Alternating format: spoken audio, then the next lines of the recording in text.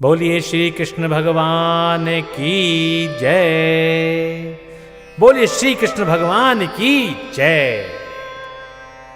भक्तों, हम आपको सुना रहे हैं श्री कृष्ण चरित्रम। तो भक्तों, आइए आरंभ करते हैं श्री कृष्ण चरित्रम का दूसरा अध्याय। भक्तों, दूसरे अध्याय में जो कथाएं हम आपको सुनाने जा रहे हैं वो हैं श्री विष्णु जी का देवकी जी के गर्भ में आना तथा देवों का स्तुति करना। तो आइए आरंभ करते हैं। स्नेह से बोलिए, श्री कृष्णं शरणं मम, श्री कृष्णं शरणं मम, श्री कृष्णं शरणं मम, श्री कृष्णं शरणं मम। बोले श्री कृष्ण भगवान की जय। जन रंजन सज्जन सुखद, भंजन धरणी भार, प्रगटे अखिल भुवनपति, कृष्ण रूप अवतार।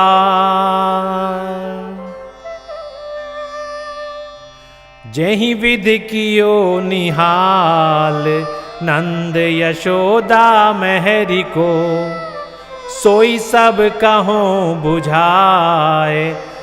यही दूसरे अध्याय में कंस निधन तब कीन, जनमी देव की उदर सो, देवन स्तुति कीन।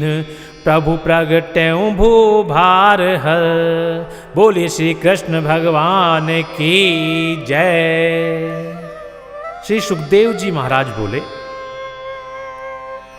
हे राजन परीक्षित, इस प्रकार जब वह महाबली कंस, प्रलंब, बक, चाणूर, तृणावर्त, अघासुर, मुष्टिक, अरिष्ट, द्विविद, पूतना, केशी और धेनुका आदि दैत्यों तथा नरकासुर और बाणासुर आदि दैत्य राजों की सहायता पाकर समस्त यदुवंशियों को सताने लगा, तो उसके द्वारा अपार कष्ट झेलते झेलते यादवों का हृदय विदीर्ण हो गया और सब अपनी अपनी पहुंच के अनुसार, कोई कुरुंजांगल देश में, कोई पांचाल की ओर, कोई निषद देश में और कौशल आदि देशों में जा बसे। किसी की मथुरा में रहने की इच्छा नहीं हुई। सबको कंस का अत्याचार असह्य पीड़ा दे रहा था। जब कंस ने देवकी के 6 पुत्रों को मार डाला, तब विष्णु जी का तेज देवकी के 7वें गर्भ में आकर प्रवेश किया, अर्थात भगवान श्री हरि स्वयं देवकी के गर्भ में आए। इधर कंस का भयानक अत्याचार मथुरा वासियों को असीम कष्ट दे रहा था। उसके कठोर दंड का भय और कष्ट लोगों को कंपित कर रहा था। यह भगवान से देखा ना गया। उन्होंने झट अपनी योग माया को आज्ञा दी कि तू सब गोपों और गौओं के साथ यहाँ के गोकुल में चली जा और वहाँ जाकर यह रचना रच कि जो मेष शेष नामक अंश देवकी के गर्भ में है, उसे बड़ी सावधानी से निकालकर वासुदेव जी की दूसरी स्त्री जो रोहिणी है, उसके उदर में स्थापित कर दे। इधर मैं अपनी मेषांश से देवकी के गर्भ से प्रकट होती हूँ और तू वहाँ जा सब गोप और गौओं की कोई सुंदर व्यवस्था करके नंद जी की स्त्री यशोदा के गर्भ से प्रकट हो, क्योंकि बिना तेरे मैं अपने सब कार्यक्रम को बना न सकूँगा। जब तू वहाँ उत्पन्न होगी, तब मैं तेरे द्वारा पुत्र आदि उत्पन्न कर सब कर्मों को चलाऊंगा। तू मेरी आज्ञा का पालन करेगी, इससे मैं समर्थ हूँगा। जा, मैं तुझे वर देता हूं कि तू सबको मनोवांछित मनोरथों को देने वाली होगी, जिससे समस्त लोग तेरी पूजा और उपासना करेंगे। यही नहीं, भूलोक के प्राणीजन तेरी मूर्ति की स्थापना कर मंदिर बनवा तेरी पूजा और उपासना करेंगे। तेरे मंदिर पर बड़े बड़े यज्ञ होंगे। संसार तेरा यशोगान करेगा, तेरी आराधना करेगा। तेरे एक नहीं अनेकों नाम होंगे। कोई तुझे दुर्गा के नाम से पुकारेगा, कोई माई काली कहेगा, कोई विजया, वैष्णवी, कुमुदा, चंडिका, कृष्णा, माधवी, कन्यका, माया, नारायणी, ईशानी, शारदा, और कोई तुझे अंबिका नाम से पुकारेगा। तेरे नाम का जप और कीर्तन करेगा। इस प्रकार संसार के लोग तेरी आराधना करेंगे। सभी पुरुष अपनी इष्ट देवी बनावेंगे, और जो तू उस गर्भ को खींचेगी, इस कारण रोहिणी के उस पुत्र का नाम संकर्षण होगा। इसके अतिरिक्त उनका एक और भी नाम होगा। वे सब मनुष्यों को प्रसन्न करेंगे। इस कारण लोग उन्हें राम भी कहेंगे, और उनमें बड़ा बल होगा। इससे लोग उन्हें बल भी कहेंगे। तब दोनों मिलकर उनका नाम होगा बलराम। उनका नाम बलराम हो जाएगा। हे परीक्षित, इस प्रकार भगवान ने अपनी योग माया को सब बातें बतला दी, और वह सब समझाकर भूलोक में आने की आज्ञा दे दी। तब वह योग माया वैकुंठ से चलकर भूलोक में आई। यहाँ आकर उसने वह सारी व्यवस्था कर दी कि जिसे विष्णु जी ने बतलाया था। जहाँ तक सब ठीक कर दिया। उसमें जो कार्य मुख्य थे उन्हें सबसे अंत में किया, इसलिए कि वे दोनों ही कार्य बड़े महत्व के थे। तब योग माया ने भगवान के तेज से उन्हें ले जाकर रोहिणी के गर्भ में स्थित कर दिया, और वहां से आकर स्वयं यशोदा के गर्भ में जा बैठी। जब वह इतना सब कार्य कर चुकी, तब उस प्रकार सभी व्यवस्था में ठीक समझकर श्री भगवान विष्णु जी वासुदेव जी के मन में जाकर बैठे। उस समय भगवान के तेज से वासुदेव जी में अद्भुत प्रकाश हो आया। वे सूर्य के समान चमकने लगे। उनके तेज से ठीक वैसी ही किरणें निकल पड़ी जैसी सूर्य में होती हैं। फिर तो वहां किसी में ऐसी हिम्मत ही नहीं पड़ी कि जो उनके सामने जाने का साहस करता। तब देवकी अपने गर्भ में साक्षात आदिदेव श्री विष्णु जी को आया समझकर बहुत ही प्रसन्न हुई। भगवान विष्णु के तेज से उनके शरीर में स्वर्ण की सी कांति आ गई। मुख की शोभा तो और ही दैदीप्यमान हो गई। मन में हर समय आनंद की हिलोरें सी उठा करती। वह हर समय आनंद की धारा में बहा करती। तब जिस प्रकार वसुदेव जी के सामने किसी के जाने का साहस न होता था, वैसे ही देवकी के सामने भी कोई सर नहीं उठा सकता था। उसके मुख मंडल का वह अपूर्व तेज देखकर कंस का भी हृदय भयभीत हो गया, और वह सोचने लगा, अहो, देवकी की क्या अवस्था हो गई। क्या पहले थी और अब क्या हो गई।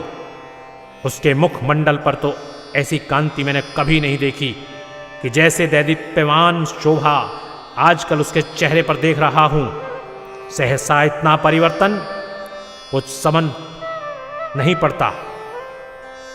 इससे यह बात अवश्य माननीय हो गई कि मुझ गज मस्तक को पिछाड़ने वाले के हरि रूप हरि भगवान देवकी के कोख रूपी गुहा में आ बैठे हैं। अब ऐसी दशा में क्या करना चाहिए। अब यहां तो मेरे साम दाम आदि के उपाय व्यर्थ से ही हो रहे हैं। अब उनसे काम नहीं चलेगा। कारण है कि स्वयं भगवान ही देवताओं का कार्य साधने पर कमर कसे हैं। ऐसी दशा में मेरे संहार के लिए अवश्य अपना बल प्रकट करेंगे। यदि देवकी को मार डालता हूं तो भारी पातक सिर पर लेता हूं, क्योंकि एक तो वह स्त्री है, दूसरे बहन है और तीसरे गर्भिणी है। ऐसी दशा में उसको मारना अपनी अपकीर्ति और संपत्ति का नाश करना है। क्रूरपन से भी काम नहीं चलेगा, क्योंकि उससे भी नरक भोगना पड़ता है।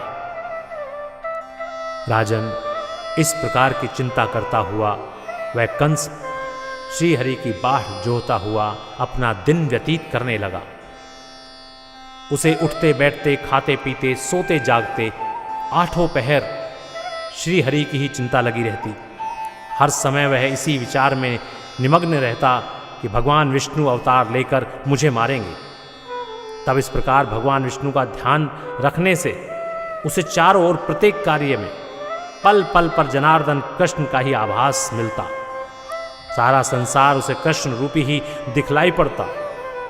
एक समय नारद आदि ऋषियों के साथ भगवान शंकर जी और ब्रह्मा जी उन वसुदेव देवकी के समीप बंदी गृह में आए और सब मिलकर भगवान विष्णु की स्तुति करने लगे। हे सत्य स्वरूप सच्चिदानंद भगवान, आप सर्वदा सत्य स्वरूप हैं। आपका व्रत सत्य का पालन करता है और सत्य ही से आप समस्त संसार को सृजते, पालते और नाश किया करते हैं। सो हे प्रभु, हम नारद और शिव दोनों आपके दर्शनार्थ यहां आए हैं। स्वर्गवासी देवतागण आपकी शरण हैं। असुरों के अत्याचार से आप उनकी रक्षा करें। प्रभु कर दो मनोरथ पूर्ण, प्रेमानंद मंगलमय। हृदय से है सदा जय जय, सदा जय जय, सदा जय जय। हे प्रभु, आपकी लीला अपरंपार है, उसे कोई नहीं पा सकता। बड़े बड़े योगी ऋषि कठिन से कठिन योगाभ्यास करके तपस्वी लोग कितने दिनों तक तपाग्नि से अपने शरीर को तपा करके, ध्यानी लोग दृढ़ ध्यान लगा करके भी आपके सत्स्वरूप को पूर्ण रूप से न जान सके। तब आप ऐसे असीम परम पुरुष को साधारण लोग कैसे जान सकते हैं? हे अनंत, बिना तुम्हारी भक्ति के, बिना तुम्हारे चरण रज का प्रसाद पाए, बिना आपके संकेत के सहारे कोई इस भवसागर को पार नहीं कर सकता। आप जिस पर दयालु हो वही पार पा सकता है, और जिस पर एक बार आपकी कृपा दृष्टि हो जाए, जो एक बार थोड़ा भी आपका दर्शन कर ले, जानो उसका बेड़ा पार हो गया। फिर उसे आवागमन का दुख नहीं होता। आपके उपासकों को चिंता नहीं व्यापती, उन्हें शोक, मोह और द्रोह आदि दुख कभी नहीं सताते। मनुष्य योनि में जन्म लेकर जो आपकी भक्ति नहीं करता, वह कभी दुखों से छुटकारा नहीं पाता। आपसे बढ़कर दयालु कोई नहीं है, क्योंकि जब जब आपके भक्तों पर भीड़ पड़ती है, तब तब आप अजन्मा होकर भी उनका दुख दूर करने के लिए जन्म धारण करते हैं। यद्यपि आप सर्वव्यापी हैं, तथापि अपने भक्तों के लिए एक देशी अवतार लेते हैं। आप में अद्भुत सामर्थ्य है। आप चाहें तो तिल का पहाड़ कर दें और पहाड़ को तिल भर का बना दें। आपके समान संसार में क्या, तीनों लोकों में भी कोई नहीं है। आप ही सबके आधार हैं। हे प्रभु, मुझ में वह शक्ति कहां जो आप त्रिभुवन पति का यशोगान कर सकूं। आप वाणी से परे और दृश्यों से दूर हैं। आपका वर्णन करने में मैं थक जाता हूं। 1000 मुख वाले शेष और सरस्वती भी आपका यशोगान नहीं कर सकते। हे प्रभु, हम आपसे अपना अभिप्राय क्या बतलावें? आपसे क्या छिपाव है?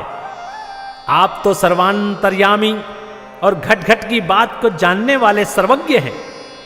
तो भला मेरे मन की बात आपसे छिपी कैसे रह सकती है?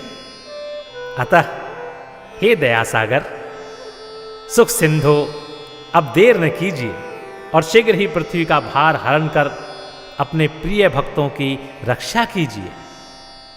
हे प्रभु, अब दुष्टों का अत्याचार सहा नहीं जाता, पापियों का पाप देखा नहीं जाता और सज्जनों का संताप भी अब सुना नहीं जाता है। अतः हे प्रभु, अब आप विलंब न कीजिए और शीघ्र ही अपने भक्तों का कष्ट दूर करने के लिए अवतार लें। धरती का भार दूर कीजिए। हे परीक्षित, इस प्रकार अपने शब्दों में भगवान विष्णु की स्तुति कर नारद सहित शिवजी उन्हें, जो उस समय देवकी के गर्भ में आ गए थे, उन आदिदेव प्राण पुरुषोत्तम को सिर नवाए।